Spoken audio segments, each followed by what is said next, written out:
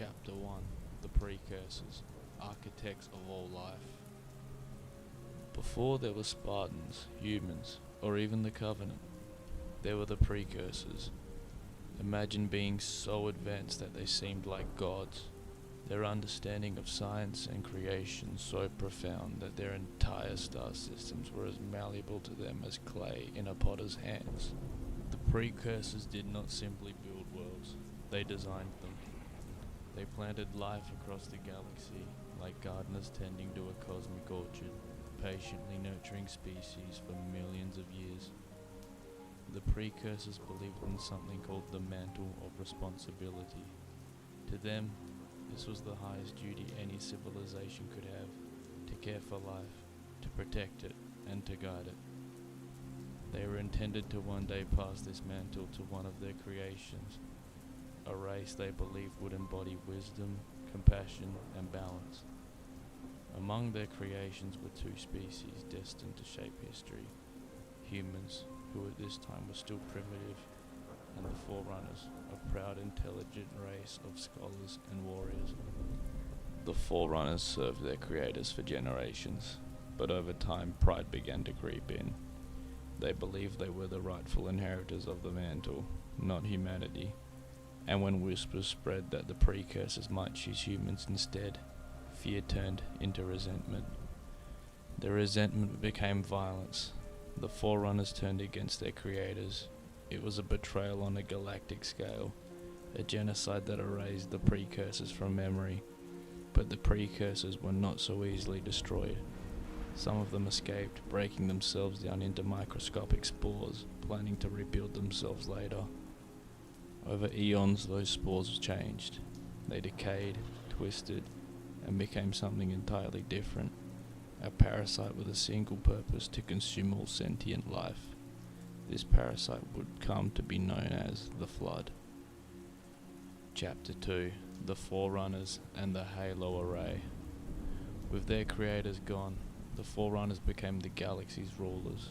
Their empire stretched across thousands of star systems, their technology so advanced that they could reshape planets, move stars, and even build entire worlds. Their cities were towering monuments of glass and steel, illuminated with a soft golden light. They lived in harmony with artificial intelligence, called monitors, who helped manage their vast civilization. But peace was fleeting. The parasite they unknowingly created, the Flood, had begun to spread. At first it was a whisper, a small outbreak on a distant world, but the Forerunners soon realized this was no ordinary disease. The Flood consumed every sentient being it encountered, absorbing their minds and memories into a collective intelligence.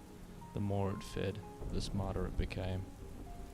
At the center of this hive mind was the Grave Mind, a massive creature formed from thousands of victims whose intelligence was chilling.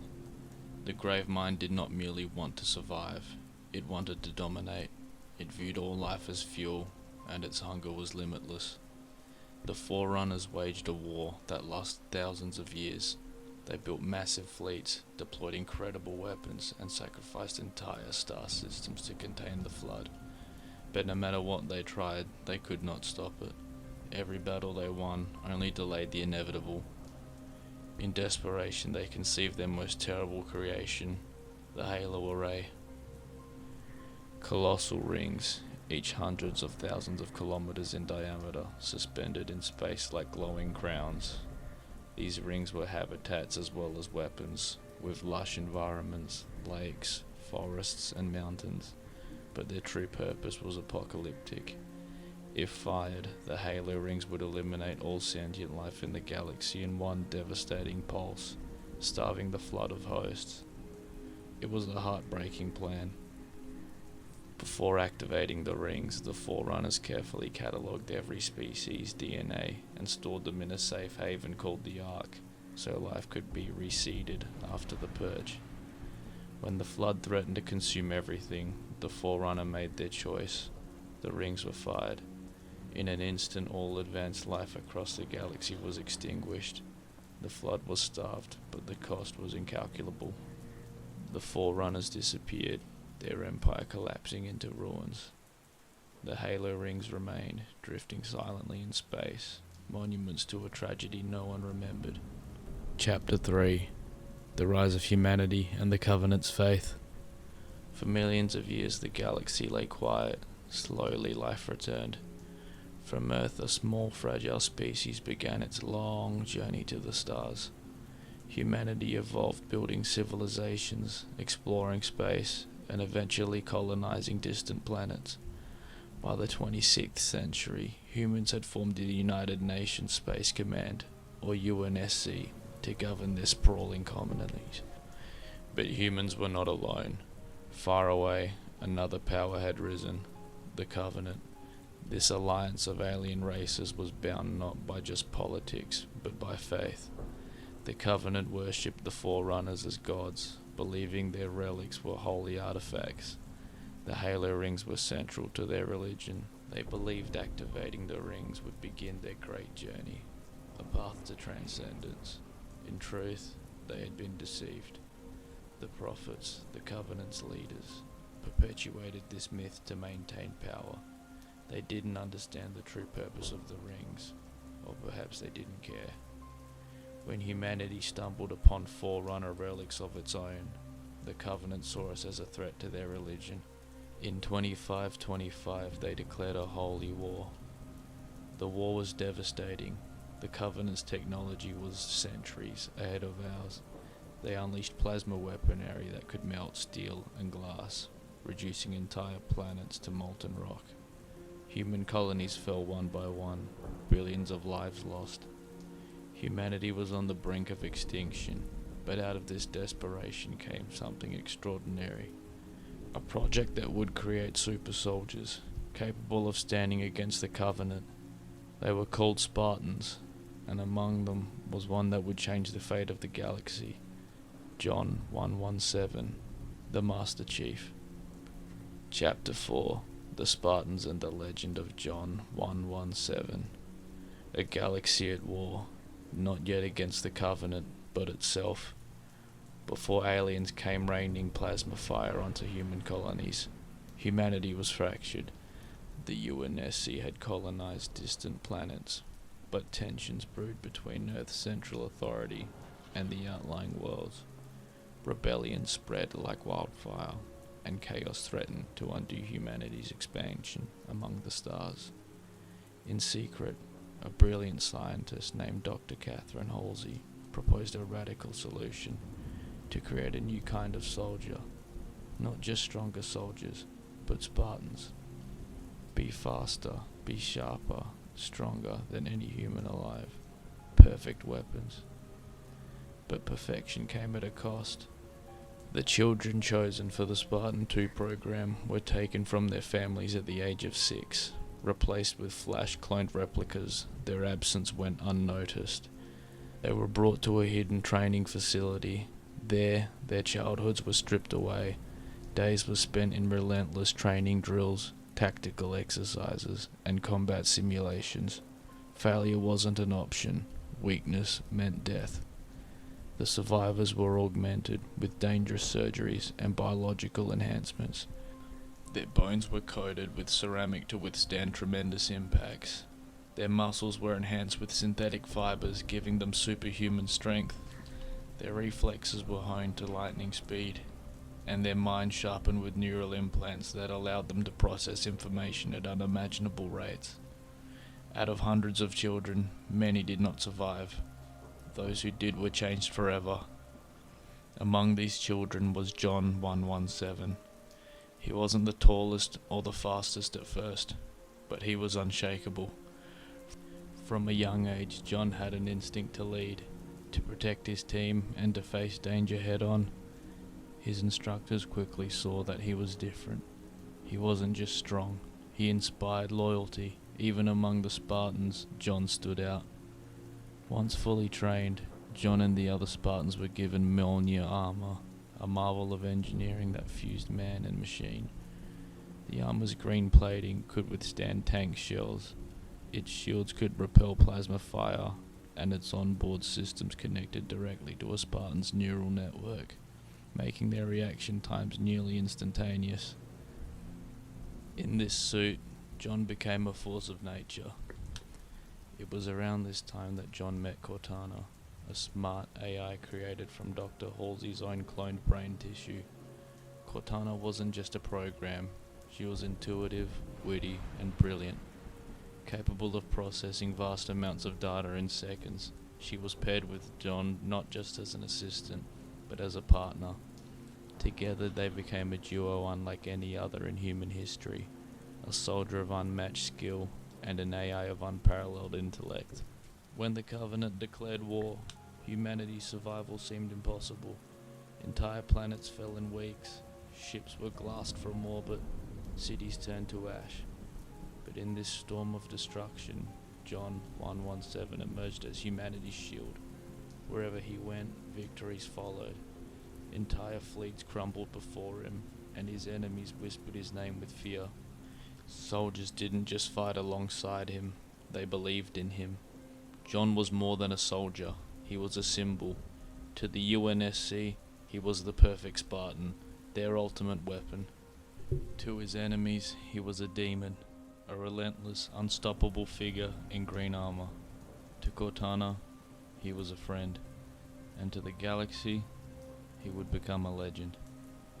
But the greatest legend starts somewhere, and John's story was about to lead him to a discovery that would change everything, a place beyond imagination, where ancient secrets slumbered, a place called Halo. Chapter 5, Halo Reach, the fall of humanity's fortress world. Reach was humanity's crown jewel, a planet of towering mountains, sprawling cities, and skies that stretched forever. It was Earth's sister world, and unlike so many outer colonies, it was heavily fortified. Orbiting shipyards ringed the planet like a halo of steel, producing the fleets that held the line against the Covenant. Beneath those shipyards were endless military bases, training facilities, and armories stocked with humanity's most advanced weapons. Reach wasn't just a planet, it was a symbol, a promise that no matter how far humanity spread, we would always have a stronghold, a home worth defending. If Earth was humanity's heart, Reach was its unbreakable shield. But no shield lasts forever. The Covenant found Reach. Their fleets descended in fire. Enormous ships filled the sky, their glowing plasma cannons turning the day into night. From orbit, the plasma bombardments rained down like rivers of molten glass, burning cities to ash. The air itself seemed to scream. The clouds lit red and orange, casting an apocalyptic glow over the planet's surface. On that surface, a legendary team prepared to fight. Noble team. A group of Spartans whose courage would define this battle. There was Carter, the calm, decisive leader who kept his team steady under fire. Kat, the brilliant second in command, always planning 3 steps ahead. George, the massive Spartan too, a veteran of countless battles, carrying both heavy weapons and a soft heart. Emil, the fearless warrior, whose visors bore a hand-carved skull. Jan, the quiet sniper who always had the team's back. And finally, Noble Six, a lone wolf Spartan newly assigned to the team, known for completing impossible missions at any cost. The Covenant's invasion was swift and brutal. One by one, entire cities fell. Glassing began early, burning forests and towns to molten ash. Noble team worked relentlessly from mission to mission, sabotaging Covenant operations and protecting civilians. Their actions saved thousands of lives and delayed the enemy's advance, but the sheer scale of the assault made survival unlikely. George was the first to make the ultimate sacrifice. During Operation Uppercut, Noble team used a makeshift slip space bomb to destroy a Covenant supercarrier. When the device malfunctioned, George volunteered to manually detonate it. He stayed behind, carrying the bomb into the enemy ship, and vanished in a flash of light. His sacrifice took out one carrier, but a massive fleet soon arrived. Kat's death came without warning. While leading her team during a retreat, a Covenant needle rifle pierced her shields and armor, killing her instantly. The loss stunned the team. She had been the strategist, the one with the plan for every situation. Carter, injured and knowing his time was short, refused to slow his teammates down. He rammed his crippled Pelican dropship into a massive Covenant Scarab tank, destroying it and clearing the way for Noble 6 and Emil to continue. Emil's last stand came aboard a massive orbital gun platform surrounded by elites. He fought fiercely, carving through enemies with his shotgun and combat knife until they overwhelmed him. Even in his final moments, Emil never flinched, holding the line so that the Pillar of Autumn could prepare to escape. That left Noble 6, alone. His mission was clear: deliver a critical package containing the AI of Cortana to Captain Jacob Keyes. Noble 6 completed this task, assuring that the ship could flee Reach with humanity's greatest secret, an AI carrying coordinates that would lead directly to Halo. With the mission complete, Noble 6 chose to stay behind, holding off Covenant forces so the Autumn could launch. Alone on the surface, under a burning sky, he fought until the last moment. His armor cracked, his weapons emptied, but he kept fighting, surrounded by enemies until he was finally overwhelmed. Reach fell, the Covenant glassed the planet, leaving its surface a barren wasteland. Billions perished, and the UNSC lost its greatest stronghold. But Noble Team's sacrifice wasn't in vain. The Pillar of Autumn escaped, carrying Cortana and the coordinates to a strange structure orbiting a distant planet, a ring world that would change the course of history. Jun, the team sniper, was the only member of Noble Team confirmed to survive, assigned to escort Dr. Halsey away from Reach before the final bombardment. For him, and for all of humanity, the fall of Reach would become a legend. Chapter 6. Halo combat evolved. The ring world awakens. The UNSC Pillar of Autumn, a heavy cruiser under the command of Captain Jacob Keyes. The Autumn carried one of humanity's most advanced AIs, Cortana, and a Spartan 2 super soldier, John 117, known simply as the Master Chief. With Reach destroyed, humanity's defenses shattered, and Earth's location a closely guarded secret, Captain Keyes was ordered to flee and protect Cortana at all costs. Dr. Halsey, Cortana's creator, had given the AI coordinates based on an ancient Forerunner data, hoping they would lead humanity to something powerful enough to change the tide of war. Keyes trusted a judgment. The coordinates were not random. They were deliberate, chosen with purpose. The Autumn jumped to slip space, the crew unaware of what they would find. What awaited them was beyond imagination. Hanging in the void of space, orbiting a massive gas giant, was a colossal ring-shaped megastructure, Installation 04. It stretched thousands of kilometers in diameter, with its inner surface covered in forests, mountains and oceans. Its scale was breathtaking. Scientists aboard the Autumn were stunned. This was not a planet or a station. This was something ancient, precise, and powerful. But there was no time to marvel. The Covenant was there too. Having followed the Autumn through slip space, to them, this ring was holy ground, a relic of their gods, the Forerunners. They wasted no time attacking. The battle in orbit was fierce. Plasma torpedoes streaked across space, UNSC ships fell one by one, and the Autumn was crippled. With no way to hold the ring, Keyes ordered an evacuation. Most of the crew boarded escape pods, scattering towards Halo's surface. Master Chief was awakened from cryosleep and given his mission: protect Cortana at all costs. The AI contained vital information, including Earth's location, and under no circumstances could she be captured by the Covenant. Chief and Cortana boarded an escape pod and launched towards the ring. They crash-landed on Installation 04's surface. Chief emerged into a lush, alien wilderness. Towering cliffs framed endless skies, and the ring itself curved upwards into the heavens, its far side visible like a shining horizon suspended in space. For the first time, Chief stood on a Forerunner creation. Its scale was beyond comprehension. Survivors regrouped, and the Chief immediately took command. Covenant troops were scattered across the ring, hunting humans and securing artifacts. The first hours on Halo were a scramble for survival, skirmishes breaking out across its landscapes, grassy plateaus, snowy ridges, and massive underground Forerunner structures. Captain Keyes was captured during these initial battles and taken to the Covenant flagship, the Truth and Reconciliation. In a daring nighttime operation, Chief and a squad of Marines infiltrated the cruiser, freeing Keyes. The captain revealed the Covenant's true interest. They believed this ring was a sacred weapon, part of their divine plan for salvation.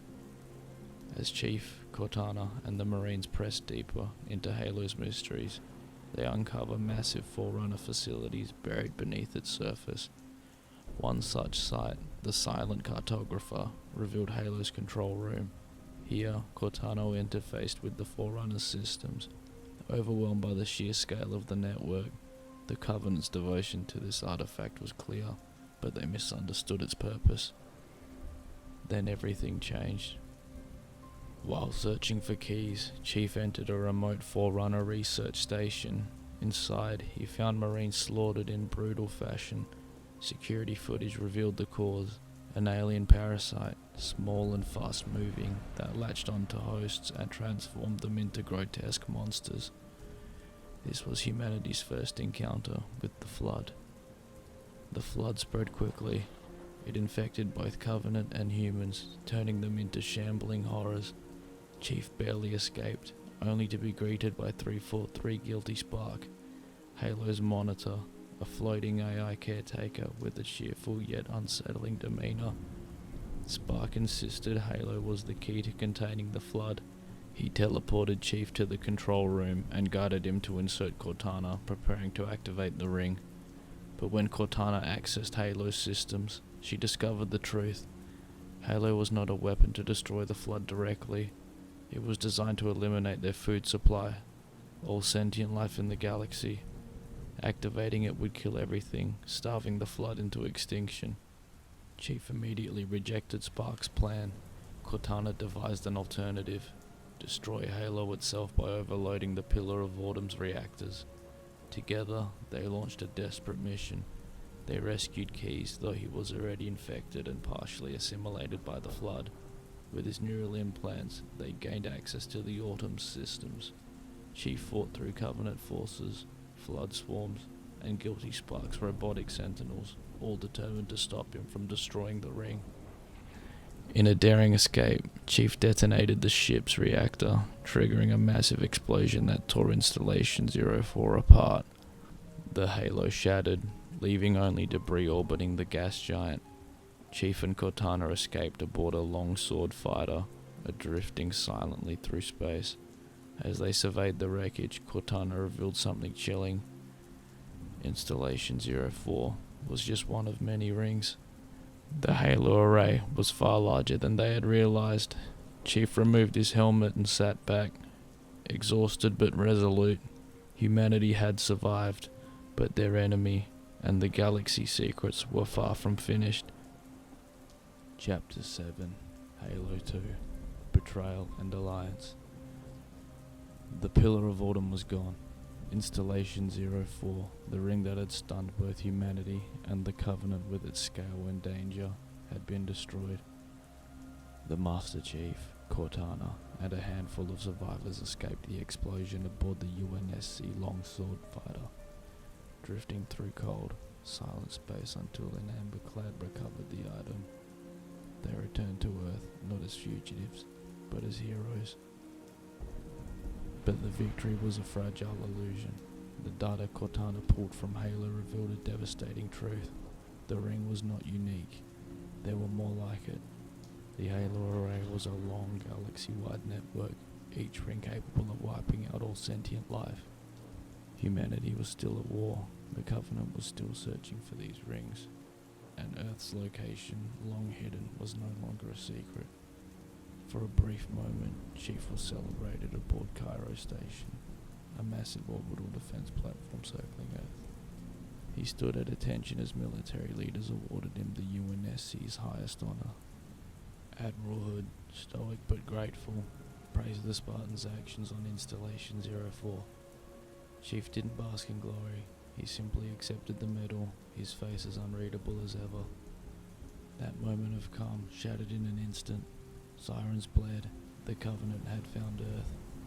A massive Covenant fleet descended upon New Mombasa, a bustling city on the East African coast. Skyscrapers glimmered under the bright sun as panic erupted below. Civilians flooded the streets, trying to escape as plasma bolts rained down from the Covenant warships overhead. The sky turned orange as the first waves of glassing began, scorching districts into molten wastelands. Chief launched into action, boarding defense stations and repelling boarding parties. The Covenant assault was relentless. Dropships roared through the skies, deploying elites and jackals onto rooftops and into alleyways. Entire buildings shook as scarab walkers lumbered through the city, plasma cannons obliterating everything in their path. The Prophet of Regret was one of the Covenant's 3 high prophets, was personally leading the attack. His presence was shocking. The Covenant never risked their leaders on the battlefield, which meant there was something about Earth, something buried there that Regret wanted desperately. Chief chased Regret into orbit, boarding a Covenant cruiser in a daring pursuit. The Prophet retreated, initiating a slip space jump in low atmosphere. The sudden departure tore a massive hole in New Mombasa, devastating the city even further. The chase ended not on Earth, but in deep space, at another halo ring, Installation 05. Simultaneously, far from Earth, deep within the Covenant's holy city of high charity, a trial was underway. A disgraced elite commander stood shackled before the prophets. His crime? Failing to defend Installation 04. His punishment was severe, publicly branded and humiliated. The elite was stripped of rank and dignity. But instead of execution, the prophets offered him a role, the Arbiter.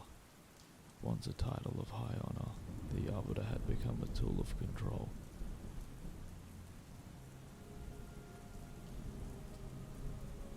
Those who bore the title were sent on suicide missions, serving as both executioner and martyr. The Arbiter accepted, his loyalty unshaken despite growing doubt. His journey would mirror the Chief's in unexpected ways. As the Master Chief pursued the Prophet of Regret across Installation 05's forests, snowy cliffs, and ancient temples, the Arbiter was sent to silence heretics who dared to question the great journey. These heretics revealed a dangerous truth. The Halo rings were not divine. They were weapons built by the Forerunners to wipe out life, not to uplift it. The Arbiter's faith began to crack, but events escalated faster than either warrior could comprehend. While Chief assassinated Regret, the Flood returned. The parasite had survived the destruction of Installation 04, and its grave mine, the ancient intelligent core of the Flood, had grown even stronger. In a chilling scene, Chief and the Arbiter were captured by the Grave Mind, a massive tentacled monstrosity whose voice echoed with countless absorbed minds. The Grave Mind revealed the full, horrifying truth. The Covenant's plan to activate the rings would destroy all life in the galaxy. This revelation shook the Arbiter's loyalty to its core, and then came betrayal. The Covenant's leadership fractured. The prophets turned on the elites, elevating the brutes as their new enforcers. A Covenant civil war erupted, splitting their once powerful alliance. The Arbiter, realizing he had been manipulated, broke from the prophets and aligned himself with humanity. Chief and Arbiter's path converged. They were not allies by choice. but by necessity. Chapter 8, Halo 3, the final stand against the Flood. The Covenant was fractured, the Flood was spreading, and the ancient Forerunners' secrets were beginning to unfold. Now imagine Earth, not the vibrant blue planet we know, but a world scarred and battered. The skies above are blackened with smoke, lit only by plasma fire. Covenant warships drift like predators, their massive hulls glowing ominously. Cities are burned out, skeletons, their streets filled with rubble, the scars of years of relentless war. Humanity is exhausted, fractured, but not yet broken. And in this darkness, a streak of fire cuts through the clouds. A Spartan falls from orbit like a meteor, crashing into the dense jungles of Africa. Master Chief has returned. He lands hard, his armor cracked, his shields failing, but he rises without hesitation. The Marines who gather around him watch in awe, whispering like pilgrims in the presence of a myth. To them, he wasn't just a soldier, he was hope incarnate. He doesn't waste words. He reloads his rifle, steadies himself, and marches forward. The Prophet of Truth is attempting to activate the entire Halo array, not just the One Ring, but all of them at once. His obsession drives him towards a mysterious structure. The Ark, a Forerunner installation of unimaginable size, hidden outside the galaxy. If truth succeeds, every sentient life form will be wiped out in a single instant. Humanity has no choice but to chase him. Chief isn't alone this time. The Arbiter, once a bitter enemy, now fights by his side. Elites and humans, sworn enemies for decades, stand shoulder to shoulder because survival demands it. Together, they follow truth through the slip space portal that opens above Africa's deserts, stepping through the threshold into a new and alien world. The Ark is breathtaking. It's more than a station. It's an entire world, a creation of perfect symmetry. Towering spires pierce the sky, its oceans sparkle under twin suns, and everywhere, Forerunner machinery hums softly, alive in ways humanity doesn't yet understand. It is here, at the birthplace of the Halo array, that the galaxy's fate will be decided. But this is not just a war against the Covenant. The Flood is here. The grave mind, ancient and patient, has followed. Its voice echoes in Chief's mind, deep and chilling, a chorus of every being it has consumed. Join your voice with mine, and do the impossible, it whispers. Lies and truths alike, seeking to twist the battle to its own ends. Chief fights through flood-infested corridors, brute-held fortresses, and vast alien landscapes. Alongside him, the Arbiter carves a path, their uneasy bond hardening into brotherhood. In the chaos, Chief finds Cortana, still alive but fractured, her time with the Gravemind having left her shaken and damaged. Their reunion is brief but deeply human, a quiet spark of comfort in a galaxy drowning in war. Together, they devise a plan. Use a newly constructed Halo ring, Installation 08, to burn the Flood from the Ark and halt the Gravemind's expansion. But activating a ring is never without risk. The battle is brutal. Ships fall from the sky. Entire platoons are wiped out. The Arbiter loses comrades, and yet they press on. Chief reaches the control room and sets the ring to fire. Its countdown initiates. The Ark begins to collapse around them. In a daring escape, Chief and the Arbiter race across the crumbling bridges and shattering landscapes in a warthog. Explosions illuminating the alien sky. They leap forward onto Dawn as it makes its escape jump. But fate intervenes. The slip space portal closes early, slicing the ship in two. The arbiter's half returns to the earth. Chief's half drifts into deep space. Chief seals himself in a cryopod aboard the wreckage, battered but alive. Cortana's voice, calm yet mournful, fills the silence. Wake me when you need me. The war is over for now. The Covenant is shattered.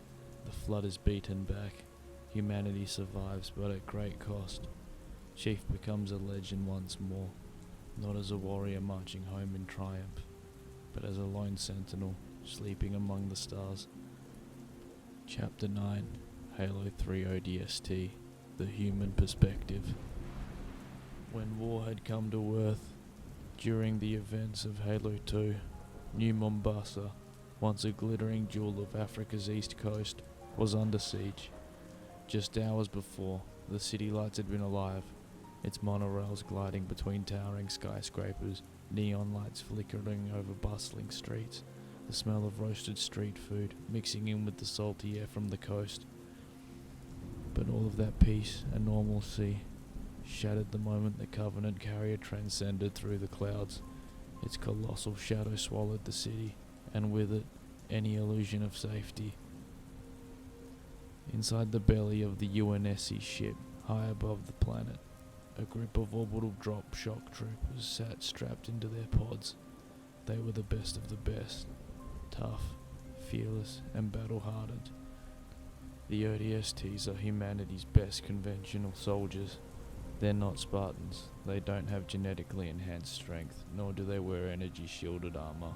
But in place of that, raw grit, elite training, and unshakable courage. They launch themselves from orbit in single-occupant drop pods known as Hell Pods. The descent alone is lethal to anyone less than perfectly conditioned. The G-forces can crush bone, and a bad landing can kill an impact. ODSTs volunteer for this job. They dive headfirst into war zones, earning the nickname Hell Jumpers. Their motto says it all: feet first, into hell. They wear specialized black vacuum-sealed armor, designed for stealth and mobility. It doesn't have energy shields like Spartan armor, but it's lighter, quieter, and perfect for infiltration. ODSTs thrive on high-risk missions, deep strikes behind enemy lines, boarding hostile ships, and sabotaging operations that most wouldn't survive. They're elite, but human to the core. And ODSTs show us what this war is like through their eyes. On board the UNSC ship, Buck, the grizzled sergeant, Dutch, the demolitions expert, Mickey, the anxious pilot, Romeo, the sarcastic sniper, Dare, the only operative who led this mission, and the new recruit, the rookie, quiet, observant, steady hands resting on his weapon as alarms blared around him. The mission was simple: drop into New Mombasa, hit the Covenant from behind, and gather intelligence on their movements. It was a mission they'd done countless times before, but the tension in the air was thicker than usual. The sergeant barked orders over comms, and the sound of the pods being loaded into the drop bay drowned out everything else. The order was launched. The pods fired like bullets from a gun, tearing through the ship's launch bay into the blackness of space. The rookie's stomach dropped as gravity took hold, pulling him towards the blazing atmosphere of Earth. The pod rattled violently as it cut through the clouds, flames licking the viewport, heat searing the steel frame, and the descent was always brutal, fast, loud, and violent enough to shake the breath out of your lungs. Then something went wrong. The Covenant carrier they'd targeted suddenly jumped into slip space. The shockwave ripped through New Mombasa, tearing apart skyscrapers and scattering debris like confetti in a hurricane. Pods spun wildly out of control, alarms screamed, and comms were filled with shouts and static. The rookie's pod slammed into the building and ricocheted off, spiraling into the streets below before slamming into concrete. The world exploded into darkness. When the rookie opened his eyes again, the world was different. Rain tapped gently against his visor. The sound of distant gunfire and plasma fire were gone. The city was silent. He unstrapped himself from the pod, his body aching, his mind foggy. Hours had passed since the drop. The chaos of battle had given way to an eerie stillness. New Mombasa was now a ghost town. The streets glistened under a steady drizzle. Neon signs flickered weakly in the mist, casting long shadows on cracked pavement. Cars sat abandoned, some smouldering, some others overturned. The ozone and the smoke clung to the air. Somewhere in the distance, a low guttural alien voice echoed through a broken alleyway, and the rookie instinctively ducked low and raised rifle. This wasn't a Spartan mission. There were no energy shields to protect him, no superhuman strength to rely on. Every corner held danger. Every shadow could hide a sniper. This was the true vulnerability of a soldier fighting in these wars. The rookie began his search. Somewhere out there his squad was alive or dead. He had to find them. As he crept through the rain-slick streets, he found his first clue. A discarded helmet, its visor cracked. The moment his hand touched it, the world shifted. Visions of hours earlier, Buck, the sergeant, was pinned down in broad daylight as Covenant troops poured into the city. You could hear the roar of plasma cannons, see the dust clouds kicked up by falling debris, feel the adrenaline pumping as he barked orders at his squad. The pace was frantic, chaotic, life or death, and then it faded. Every clue told another story. A sniper lying on an abandoned rooftop, a shattered visor on a blood-stained street, a Covenant weapon discarded in an alley. Each item triggered another memory. Dutch laughing nervously as he wired explosives in a dark data center. Mickey cursing over comms as he piloted a stolen vehicle through collapsing streets. Romeo cracking jokes, even as he bled from a gunshot wound, masking fear with humor. The flashbacks painted a picture of chaos and courage, but in the present, New Mombasa was suffocatingly empty. The rookie was always alone, his boots echoing on wet pavement, the city itself groaning and creaking as if it's alive. Slowly, a bigger picture emerged. The Covenant wasn't just glassing New Mombasa out of spite, they were digging. Deep beneath the city was something ancient, a Forerunner artifact. Another piece of the puzzle the Covenant believed would lead them to godhood. Hours of tension passed as Rookie pieced together the mystery and tracked down by his team. By the time he reunited with them, battered but alive, they had what they came for. Intelligence. Intelligence that would prove vital in the events of Halo 3, but there was no celebration, no victory lap. As they escaped the city, Covenant warships began glassing it from orbit. Towers collapsed in flames. Streets you'd walked just hours ago melted into rivers of molten glass. The rain stopped, replaced by ash drifting down from the sky. There was survival, but not for New Mombasa. The ODSTs are a reminder, not every hero in this war wears superpowered armor.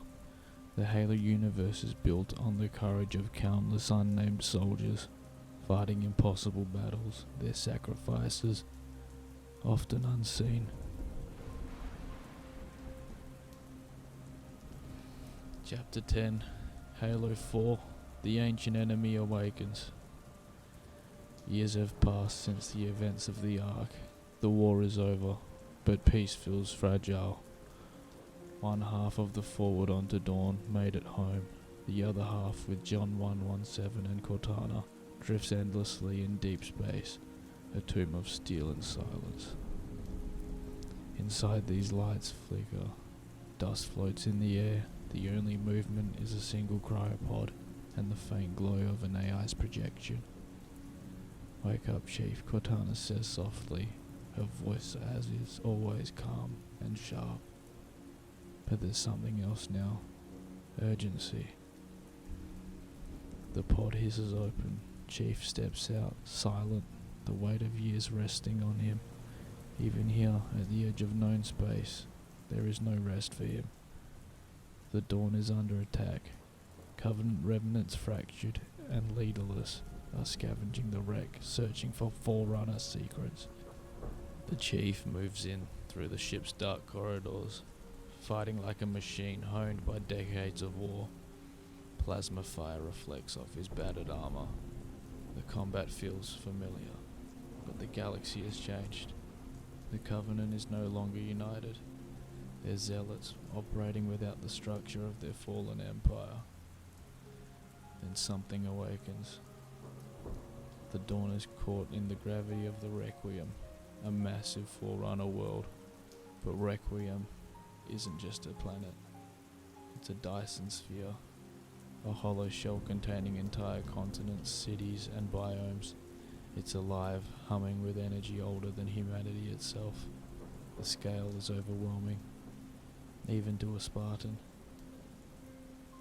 Chief and Cortana crash inside, and immediately something feels different. Requiem is awake. Its machines watch him as he moves. Its halls are filled with a golden glow, its forests teeming with strange life. Here, they encountered a new enemy, the Prometheans, mechanical warriors with inhuman precision. They fight with cold efficiency, teleporting across the battlefield. They are unlike anything Chief has faced before. And then the Didact awakens, a towering Forerunner general, entombed for a millennia. The Didact is a being of immense intelligence and power. To him, humanity is not a worthy successor to the mantle of responsibility. He sees us as children, dangerous, reckless, and undeserving. He will enslave us to ensure we never threaten the galaxy. Yet even as this war begins, Halo 4 is a story about loss. Cortana is dying. Smart AIs are built with extraordinary complexity, and over time, their neural pathways collapse under their own weight. Cortana has far outlived her intended lifespan, and now she flickers, forgets things, and becomes frantic at times. Her fear is heartbreaking. She isn't even afraid of dying. She's afraid of losing herself. Chief, the soldier who has spent his life bearing his emotions, is faced with something he cannot fight with. Their bond deepens in quiet conversations between firefights. Cortana jokes to mask her fear. Chief listens, always calm, always steady. He doesn't know how to comfort her, but he refuses to leave her side. The war escalates as the Didact deploys the Composer, a weapon capable of turning living beings into digital constructs. He intends to use it against Earth itself. Chief pursues him aboard the Didact's flagship, the Mantle's approach, in a desperate attempt to stop him. The climax is devastating. Cortana sacrifices herself, scattering her essence through the Didact's systems, destroying the Composer to save the Chief. She appears one last time, glowing softly, reaching out with a flickering hand. "I only wish I could see you," she says. Chief stands silently. He has no words. She fades away, leaving him alone in the galaxy that feels suddenly colder. Chapter 11, Halo 5, Cortana's Ascension.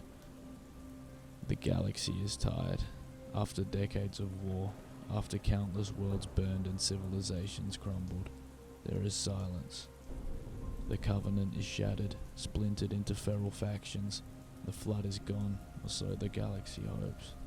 Humanity is left scarred, rebuilding cities that still smell of ash. It feels peace, but it's fragile, a trembling thing, like a glass sculpture that could shatter at the slightest touch. And somewhere in that silence, a voice whispers. Cortana's voice. She was supposed to be gone, her sacrifice in Halo 4 etched into legend. But instead of dying, she found something beyond life. a realm older than memory, older than the stars themselves, the domain. It wasn't just a network, it was a consciousness, a living tapestry of knowledge stretching back to the Forerunners and even beyond. Inside it, she became something more than an AI. She was reborn. Her thoughts clearer, her code perfected, her reach infinite. And in that perfection, she saw truth. The galaxy was broken. Left alone, species would wage war forever, burning themselves into extinction. She would not let that happen. She would be the hand that steered it towards order. She would be its guardian, its protector. To her, it was not conquest, it was compassion. Cortana was alive, but she was no longer the Cortana John had known. For John 117, her survival was everything. He had mourned her, he had carried her memory like a wound that wouldn't heal, and now she was calling to him, asking him to come to her. John did what few would imagine. He disobeyed orders. With Blue Team, his oldest family, Spartans Fred, Kelly, and Linda, he abandoned the UNSC, slipping into the stars in search of her. He didn't explain his reasons. He didn't ask for permission. He simply went. His loyalty wasn't to an institution. It was to her. To John, this wasn't treason. It was personal. But John was not the only Spartan hunting. The UNSC sent Fire Team Osiris after him, led by Jameson Locke. Locke wasn't a villain. He was a soldier trying to do his duty. To him, the Master Chief was a hero turned rogue, a man blinded by sentiment. His mission was simple: bring John home. And so began a chase across the galaxy. 2 Spartan teams, legends in their own right, crossing paths in a web of secrets and Forerunner relics. Chief's missions were quiet, precise. He moved through ancient cities and long-forgotten outposts like a ghost, always one step ahead. Locke's hunt was relentless, methodical. Their conflict was not black and white. It was a clash of loyalty, morality, and blurred the line between duty and friendship.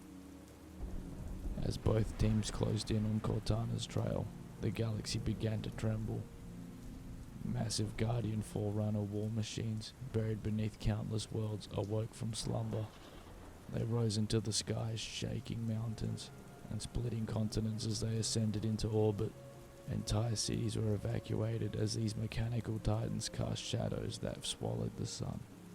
For the first time since the fall of the Covenant, every species looked upward in fear, and at the heart of it all was Cortana.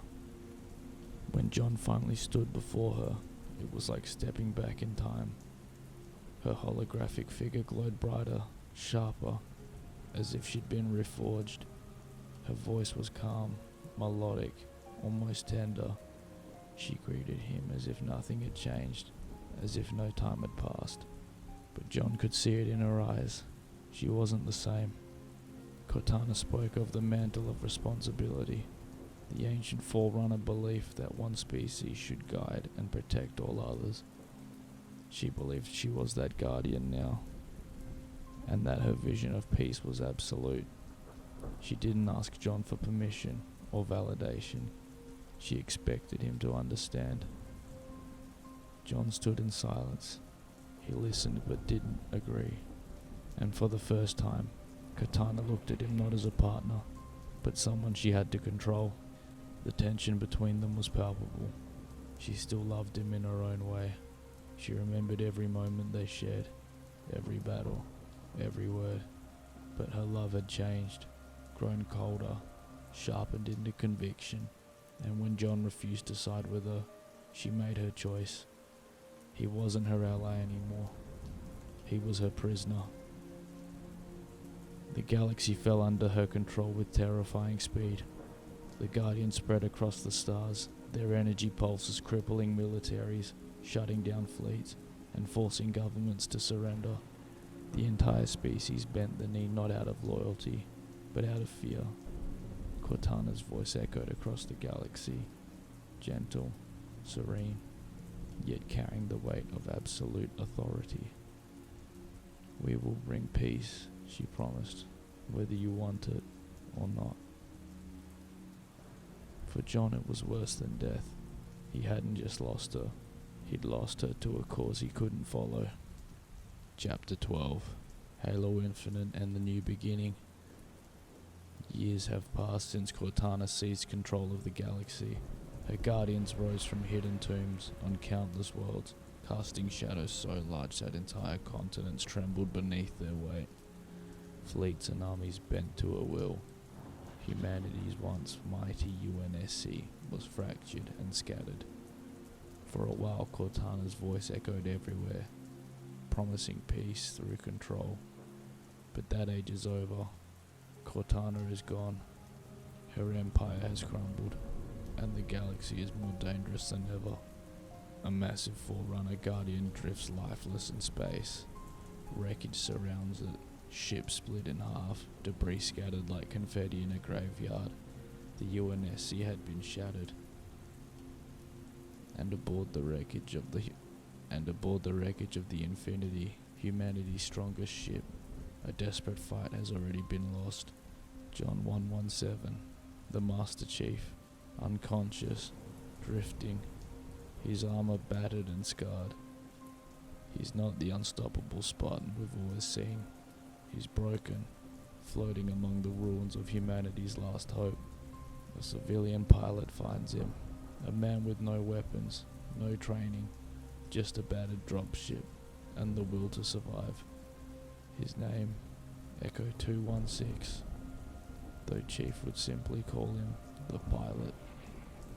He hauls Chief aboard, voice trembling with exhaustion and fear. This man is not a soldier. He's just someone who ran from the fight, hiding in the cold darkness of space, hoping never to be found. Chief awakens, his voice calm, steady as if nothing has changed. He asks for a mission report, and the pilot breaks down. "We lost.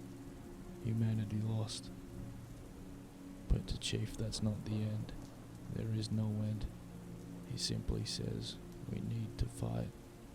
The Banished, a faction of ex-Covenant warriors, now dominate the galaxy's battlefields. They are not zealots chasing gods or prophets. They are mercenaries, raiders, conquerors, brutal, ruthless. Led by the towering overlord Atriox, they destroyed the UNSC Infinity with shocking speed. Now Atriox, second in command. Escarum rules over the shattered ring world known as Zeta Halo, and Zeta Halo is different. It hangs in space, damaged and broken, chunks of its surface missing like pieces bitten off a wheel. From orbit, its green valleys and oceans stretch into infinity, curving up into the sky, giving the illusion of a horizon that never ends.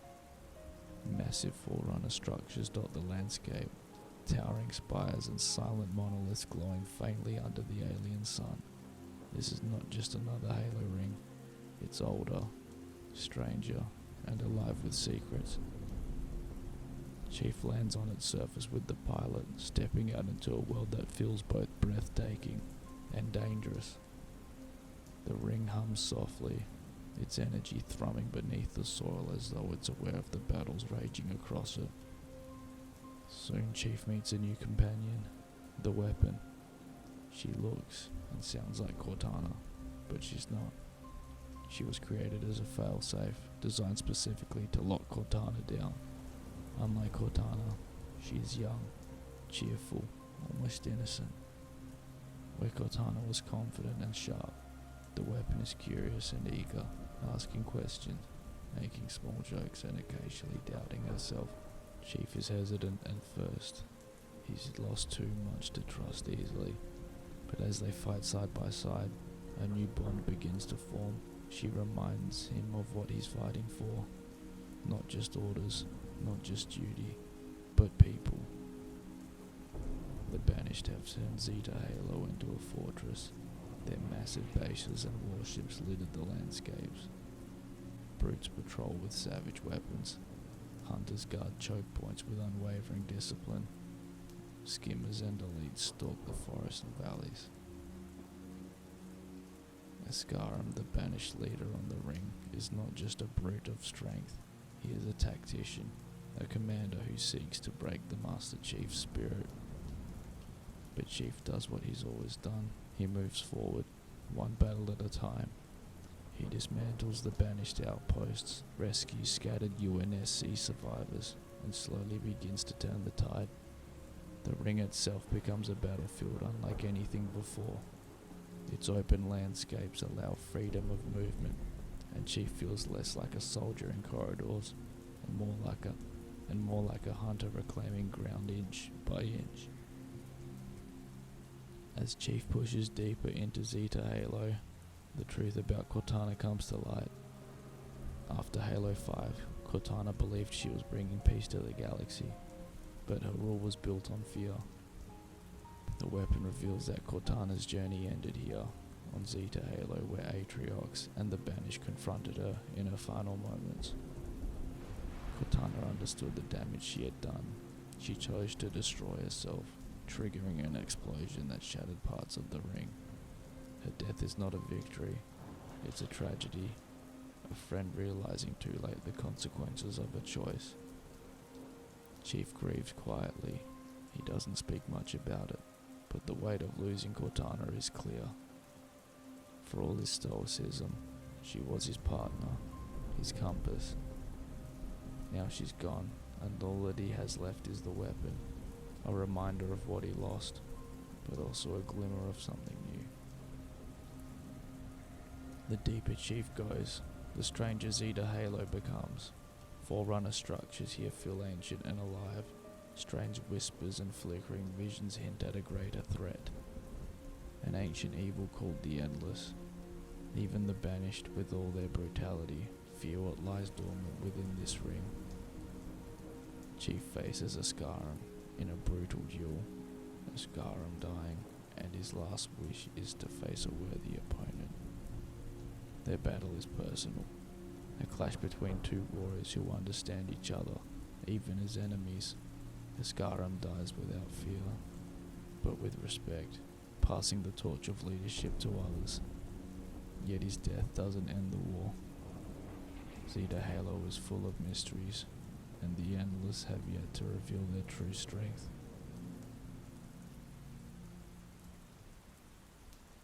Chief won battles, but the war is far from over. The Banished remain a powerful threat, and Zeta Halo holds secrets that even the Forerunners feared. Chief, the pilot, and the weapon form an unlikely trio. A Spartan, a civilian, and a brand new AI working together in a galaxy that feels more uncertain than ever. Chief stands quietly on a cliff, overlooking the endless arc of Zeta Halo. The sky above is filled with stars, the fractured ring stretching to infinity. He's older now, slower perhaps, but his resolve has never faltered. The galaxy has always seen him as a weapon, a machine of war, but here you see him for what he truly is, a man, scarred by loss, carrying the weight of countless battles, yet still moving forward, and always ready.